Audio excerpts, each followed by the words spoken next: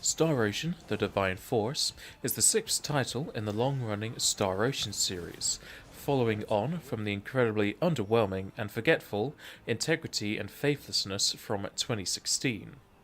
Reaching back into the ocean of stars, the Divine Force sees us back at the helm of a ship and travelling outside of the introductory planets, something sorely missing in the previous game. Is the Divine Force able to drive us out of the dark space that Integrity left us in? The Divine Force starts us off with a small introductory cutscene showing us the crew of the merchant vessel Aegis. Going through space as any other delivery company, Raymond, Lawrence, and crew are on one of many delivery missions, though they are abruptly halted in their trip by an attack by the Federation. Shot down and escaping to an underdeveloped planet, we are now set up for a true Star Ocean experience. Bringing in technology thousands of years their senior, Ray must find his shipwrecked crew on the planet Asta 4 before the natives burn him at the stake or have them quartered. The story continues this whole trope of finding your friends, but like many other RPGs, you're eventually going to be working on bigger things, such as aiding the kingdom of Viserius against the Veil Empire.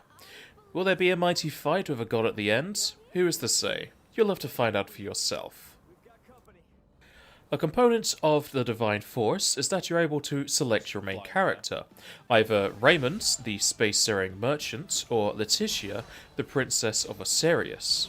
This choice allows you to see their viewpoints throughout the entire game, and around 7 or so splits where they are not together. Games such as Tales of Xillia have done this before, and gamers who have experienced this in the past will know what to expect. Your first run of the Divine Force will take you around 40 hours, with a sizable chunk of side missions, gathering, and SOA fun. If you take out all side content, however, the Divine Force can be completed in around 20 to 30 hours depending on your skill. Without any form of New Game Plus, your second run won't be much faster. A second playthrough is enticing though, with another protagonist to play as being the main pool. The Divine Force takes yet another small step for itself and a large leap for the series with its combat gameplay, making transitions between the sedentary models on the map to fighting them in high-octane shows of prowess. There is zero loading between each fight, though ending them may come with a tad bit of lag as it loads in a few assets. Getting close enough or attacking an enemy will engage them in battle, allowing you to begin using your skills to take them out. Each character has a chain combo set up on X, Y, and B if you're using Xbox controls, with 3 moves each and a held action. All of these can be changed in the menus, with new skills being unlocked via the skill tree. Characters like Ray and Letitia, who use swords up close, will have varying slash attacks and charges, while casters like Albert and Midas will channel their spells from afar to blast their foes down. You can change who you control in battle at any point, adding to the hastiness of combat. Adding a new mechanic into the game, the Divine Force introduces Duma, a robot that can attach to your back and allow you to dash on the ground or in the skies. Using this new dashing feature, you're able to blindside enemies from above or behind, stunning them for a short time and increasing the damage you deal. Anytime you load your game, your AP is set to 5, with attacks generally taking 1 or 2 per skill. You gain MP when you hit a blindsided or surprised foe to a max of 15. This is your main aim when loading a game, as having 5 AP feels sluggish and horrendous. This was quite a baffling decision to my mind, especially when the game crashed 3 times during my playthrough, forcing me to be weaker because of the game itself. Just like with any other RPG, the Divine Force comes jam-packed with weapons, armor, and accessories to empower your team.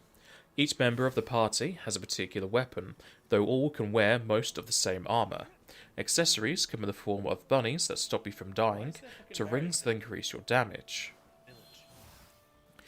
With said equipment, Welch also makes a return to aid you in your crafting endeavours. Limited though they may be, it is a welcome mainstay to be able to change materials into gear with random effects to make a build just for you. Each style of crafting is doled out after every boss or so, meaning you are still limited as you play, but with the low amount of control over each crafting style, you won't be missing much. One of the most enjoyable additions to this entry is that of the card or model game Esoa. This game brings me back to the days of Final Fantasy VIII and IX with Triple Triads and Tetramaster. You place your cards on a board of 4x4, 6x6 or 8x8, and the aim is to reduce your opponent's health from 3,000 up to 10,000, all the way down to 0. If your cards are surrounded, they are removed from play, with a skill to revive them if you picked it. A surprising twist that came with the soundtrack for The Divine Force was how close to Phantasy Star it sounded. While both are sci-fi romps, they usually have rather varied OSTs that differed from one another. I constantly listened to new music that I felt like, wow, this sounds like Phantasy Star. Outside the similarities, the OST for The Divine Force was amazing to listen to. Traversal was accompanied by wonderful tones, and battles had just as energetic tracks to go with its high-speed attacks. The beginning of the game has a rather steep learning and difficulty curve to it. However, with a few levels and skills, the game becomes a cakewalk. Letitia has a skill that can grant everyone double experience, with accessories stacking with it up to and beyond 3000% for your main character. I was well over 30 levels higher than the new party members as I got further into the game with these in play. Setting aside the leveling issues, if they are one, a lot of difficulties will come into play with your gear setup and the random factors applied via the crafting systems. I eventually got myself close to doubling my attack rating with my gear, killing most foes in a single hit. Combined with the Esoa cards being accessories with some grand factors too, the game gets that feeling from Final Fantasy VIII in its draw and card systems, allowing you to break that game. Talking about the traversal to other planets earlier in this video, the Divine Force features a few ships for you to explore, though small they may be, plus a stint aboard a destroyed ship. With the other planetary exploration, the Divine Force brings the series back into space travel over the fantasy game that was named Star Ocean with Faithlessness. While there isn't an overabundance of planets to explore, like the 8 or so planets of Last Hope, or 10 of Till the End of Time, it is enough to feel like this is a Star Ocean title. I would have preferred some other exploration of other planets alongside towns on such, but as the graphic fidelity gets higher and higher with the newer consoles, I can understand why they are limiting those numbers.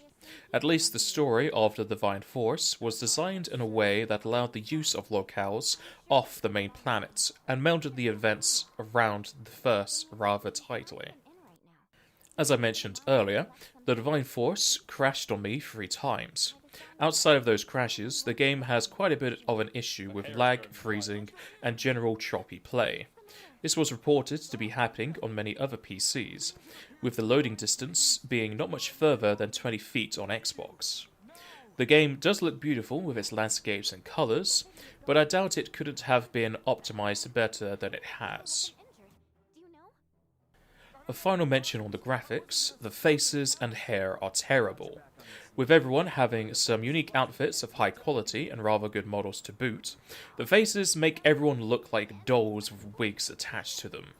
You can get used to this after a dozen or so hours, but it is so distracting to have such great graphics to then be put into a face-to-face conversation and be brought out of said immersion. The lip syncing is also very poor. Overall, Star Ocean: The Divine Force gets an 8 out of 10. It is a wonderful return to form for the franchise that is being held back by its optimization, character designs, overuse of backtracking, and jarring nature of cutscenes. If the game spent a few extra months in development, I am sure they could have optimized it much better, but as for the faces, it's too late for that. Thank you all for watching this video, and I hope you enjoyed it. If you do pick up Star Ocean: The Divine Force, feel free to leave a comment down below for anything you may not agree with, or maybe agree with wholeheartedly in my review of it. Either way, I wish you all a good day. If you want to be watching more Star Ocean content, you can look at some of the other videos on this channel, or look up the written part of this review on Envision Game Community.